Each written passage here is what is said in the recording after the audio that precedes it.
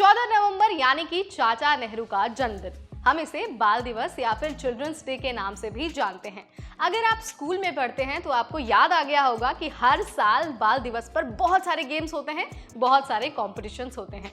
इस कॉम्पिटिशन में एक स्पीच कॉम्पिटिशन भी होता है जहां पर आपको 14 नवंबर पर अपने विचार शेयर करने होते हैं। लेकिन कुछ बच्चे एकदम शानदार स्पीच देते हैं तो वहीं कुछ बच्चे थोड़ा सा स्पीच के दौरान घबरा जाते हैं। कारण सिर्फ इतना है कि वो नर्वस होते हैं और नर्वसनेस को दूर करने का एक तरीका है, वो है बेहतर प्रैक्टिस और बेहतर स्ट्रैटेजी। तो आज हम आपको ये बताने वाले हैं कि आपको 14 नवंबर को कैसे स्पीच देनी है, स्पीच में क्या बोलना है और किन सारी चीज़ों से आप अपनी स्पीच की शुरुआत कर सकते हैं। ठीक है, तो चलिए फटाफट आपको सारी चीज़ें स्पीच के बारे में बता देते हैं।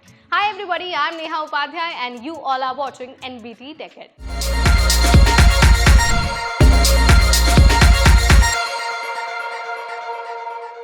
तो देखिए, हर स्पीच की तरह 14 नवंबर वाली स्पीच की शुरुआत भी आपको इंट्रो से करनी है और इंट्रो में सबसे पहले आपको लोगों को ग्रीट करना है, यानी कि जो लोग आपके सामने बैठे हैं, आपको सुन रहे हैं, आप उन्हें नमस्कार बोलेंगे। उसके बाद ही अपनी स्पीच की शुरुआत करेंगे। एग्जाम्पल के लिए आप बोल सकते हैं, नमस्कार सभी शिक्षकों, अभिभावकों और मेरे प्यारे दोस्तों, आज हम सभी बच्चों के अति प्रिय चाचा नेहरू का जन्म दिवस है और उनके जन्म दिवस को मनाने के लिए हम सभी एक साथ एकत्रित हुए हैं। हर साल ये खास दिन 14 नवंबर को बड़े धूमधाम से मनाया जाता है। आज मैं आपके समक्ष चिल्ड्रंस डे पर अपने विचार शेयर करने वाली हूँ या फिर अपने विचार शेयर करने वाला हूँ। तो ये हो गया आपके इंट्रो का पार्ट, यानी कि आपने ग्रीट भी कर दिया और ये भी बता दिया कि आप किस पर अपना जो स्पीच है वो देने वाले हैं। उसके बाद बारी आती है स्पीच, यानी कि जो आपका भाषण है उसकी बॉडी पर। ठीक है, बॉडी में आपको क्या बोलना है, थोड़ा सा आपको विस्तार से बोलना है, आपको थोड़ा सा बैकग्राउंड देना है कि हम ये जो 14 नवंबर है उसे बाल दिवस के रूप में क्यों मनाते हैं, इसका इतिहास क्या है, वगैरह वगैरह। ठीक है, तो आप शुरुआत कैसे कर सकते हैं, चलिए एग्जाम्पल के जरिए वो भी बता देते हैं। आप बोल सकते हैं, जवाहरलाल नेहरू, जिन्हें हम प्यार से चाचा नेहरू भी कहते हैं, बच्चों से बहुत ज़्यादा प्यार करते थे और उन्होंने हमेशा बच्चों के विकास और उनके अधिकारों के लिए आवाज़ उठाई। बच्चे हमारे देश के भविष्य हैं और हर बच्चे में अलग प्रतिभा और अलग क्षमता होती है।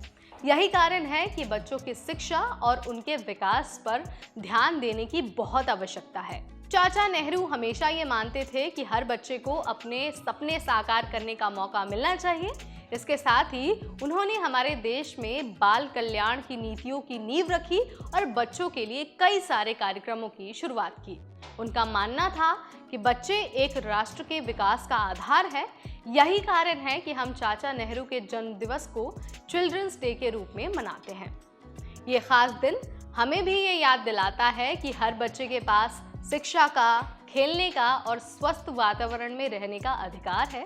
ये बेहद ज़रूरी है कि हम बच्चों के अधिकारों की रक्षा करें, उन्हें सुनें, समझें और उनके विकास के लिए कार्य करें। तो ये हो गई आपके स्पीच की बॉडी।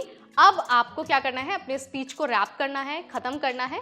लेकिन यूं ही आपको नहीं ख़त्म करना है, बल्कि आपको कुछ अच्छी अच्छी लाइनें बोलनी हैं और अच्छे से धन्यवाद करके अपने स्पीच का अंत करना है। ठीक है, तो मैं आपको यहाँ पर एग्जाम्पल दे देती हूँ कि आउट्रो में आप क्या कुछ बोल सकते हैं।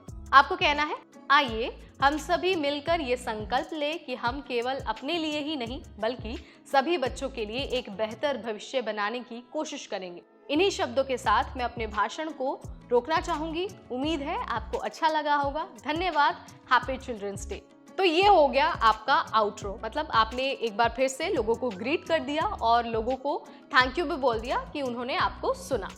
अगर आप इन तीनों चीज़ों को अपने स्पीच में इंक्लूड करेंगे और इसी तरीके से अपने स्पीच को बोलेंगे ना, तो आपको बिल्कुल नर्वसनेस फील नहीं होगी और आप स्टेज पर जाकर ये नहीं सोचेंगे कि भाई मुझे क्या बोलना है।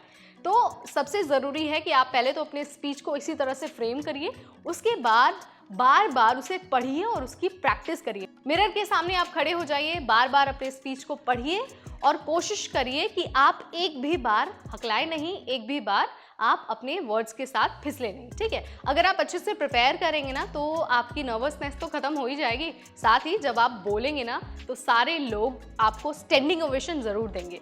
आपको ये वीडियो कैसे लगी, let me know in the comment section. इस वीडियो ने आपकी मदद कैसे की, आप मुझे ये भी कमेंट के जरिए बता सकते हैं। फिलहाल इस वीडियो में इतना ही, अगली बार फिर आएंगे नई जानकारी के साथ। तब तक मुझे यानी नेहा को दीजिए इजाजत। Keep watching NBT tech add.